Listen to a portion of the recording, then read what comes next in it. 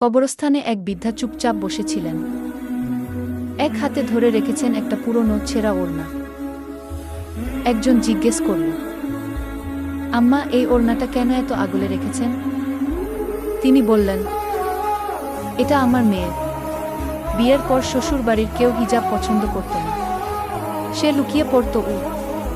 একদিন স্বামী বলে, আর হিজাব পরলে বাসা থেকে বের করে দিব। সে উত্তর দেয়নি।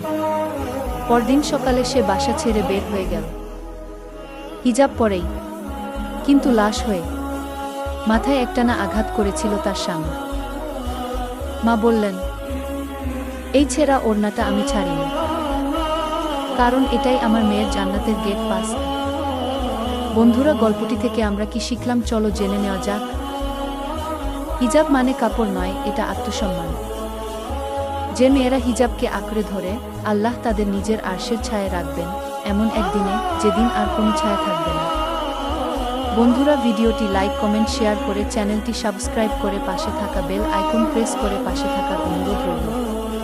দেখা হচ্ছে নতুন কোনো ভিডিওতে। আসসালামু আলাইকুম। আল্লাহ হাফেজ বন্ধুরা।